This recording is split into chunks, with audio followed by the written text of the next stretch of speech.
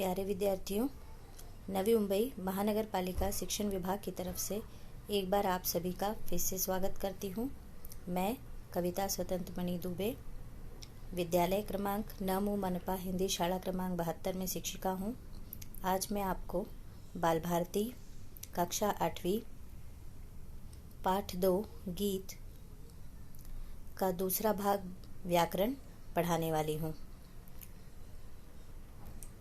यहाँ पर भाषा बिंदु है। आपको प्रश्न दिया गया है, मुहावरों कहावतों का वाक्यों में प्रयोग करो और विकारी शब्द लिखो। तो सबसे पहले बच्चों हम देखेंगे कि विकारी शब्द किसे कहते हैं। विकारी शब्द, जिन शब्दों का रूप परिवर्तन होता रहता है वे विकारी शब्द कहलाते हैं। जैसे मैं, मुझे, हमें, अच्छा, अच्छे, खाता है, खाती है, खाते हैं इत्यादि। उदाहरण के तौर पर हम यहाँ पर एक वाक्य ले सकते हैं, जैसे राम अच्छा लड़का है।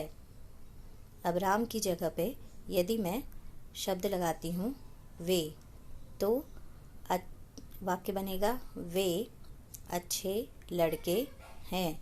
यहाँ पर अच्छा इस शब्द में विकार उत्पन्न हुआ और वह अच्छे में परिवर्तित हो गया, इसलिए ऐसे शब्दों को हम विकारी शब्द कहते हैं। अब हम देखेंगे विकारी शब्दों के भेद। विकारी शब्दों के 4 भेद होते हैं। पहला है संज्ञा। किसी वस्तु, व्यक्ति, स्थान के नाम को संज्ञा कहते हैं। उदाहरण के तौर पर राम, किताब, कोपर खैरने।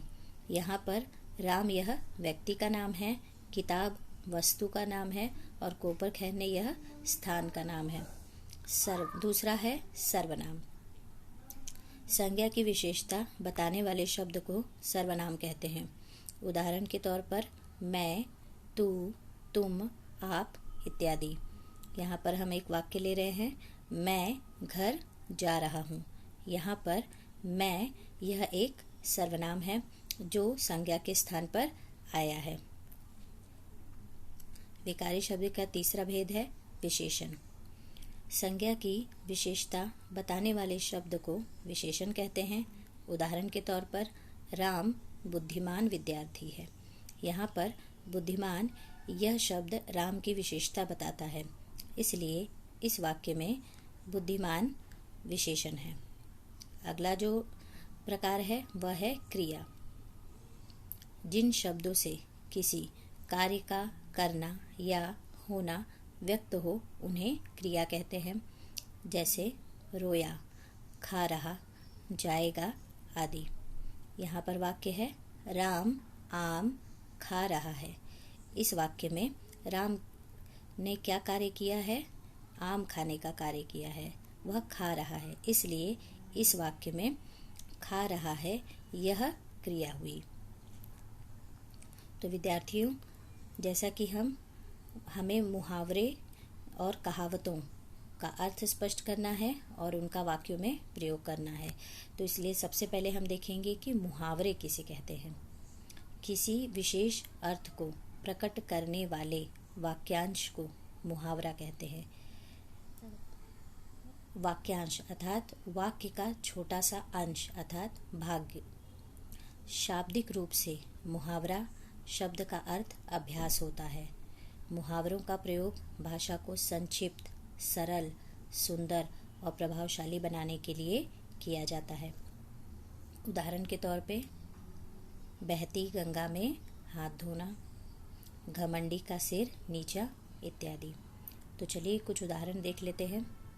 जैसे पहला मुहावरा है बहती गंगा में हाथ धोना, जिसका अर्थ होता है अप्रत्याशित लाभ।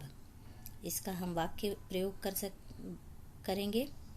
वाक्य है तुम भी बहती गंगा में हाथ धो लो, आजकल तुम्हारे पिताजी जिला अध्यक्ष हैं। इस मुहावरे में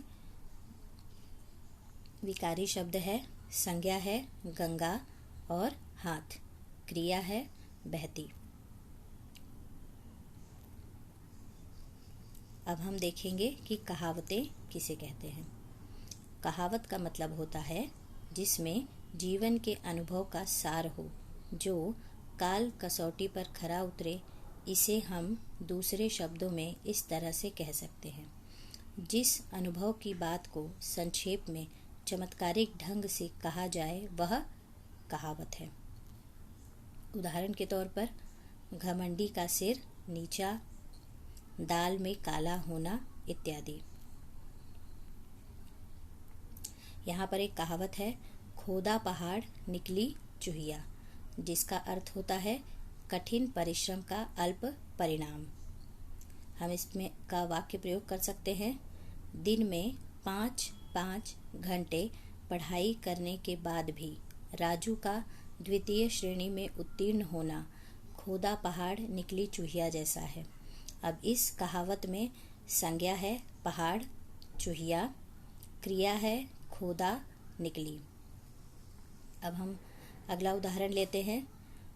यह भी एक मुहावरा है, जैसे घमंडी का सिर नीचा। इसका अर्थ होता है घमंडी कभी सफलता नहीं प्राप्त कर पाते। इसका हम वाक्य प्रयोग करेंगे। वाक्य है, मीना अपनी परीक्षा की तैयारी को लेकर बड़ी बड़ी बातें करती थी। परीक्षा परिणाम आया तो पता चला कि वह अनुत्तीर्ण हो गई। सच है, घमंडी का सिर नीचा होता है। यहाँ पर संज्ञा है सिर, विशेषण है घमंडी और नीचा। अब हम अगला उदाहरण देखते हैं। अगला उदाहरण है, यह भी मुहावरा है, तू डाल डाल मैं पात पात। इसका अर्थ होता है किसी भी हालत में पीछे न रहना। इस पर वाक्य बन सकता है, पुलिस भेष बदलकर चोर को चुनौती देते हुए कहते हैं, तू डाल डाल मैं पात पात। इसमें संज्ञा है डाल और पात, सर्वनाम है तू मैं। अगला उदाहरण है, जाके पग न फटी बिवाई, वह क्या जाने पीर पराई। इसका अर्थ होता है सुखी व्यक्ति को दूसरों के दर्द का अनुभव नहीं होता। इस पर हम वाक्य बना सकते हैं, राहुल चांदी का चम्मच मुंह में लेकर पैदा हुआ। मतलब वह बहुत ही भाग्यशाली है। वह दूसरों का दुख क्या जाने। सही है, जाके पग न फटी बिवाई, वह क्या जाने पीर पराए। इसमें इस कहावत में संज्ञा है पग, बिवाई, पीर, सर्वनाम है जाके, वह, विशेषण है पराई, क्रिया है फटी। तो विद्यार्थियों, अब मैं आप लोगों को कुछ स्वाध्याय दे देती हूँ, जिसमें कुछ मुहावरे हैं। दाल में काला होना, इस कान से सुनना उस कान से निकालना, छूछा कोई न पूछा, नाक पर मक्खी न बैठने देना। कुछ कहावतें हैं, चोरों की बारात में अपनी अपनी होशियारी, कभी तोला कभी माशा, एक अनार 100 बीमार, वह पानी मुल्तान गया। इन सभी मुहावरों और कहावतों का आपको अर्थ स्पष्ट करना है, फिर वाक्यों में प्रयोग करना है तथा इनमें से विकारी शब्दों को भी ढूंढना है। तो आप लोगों का पाठ 2 गीत यहाँ पर पूर्ण हुआ। धन्यवाद।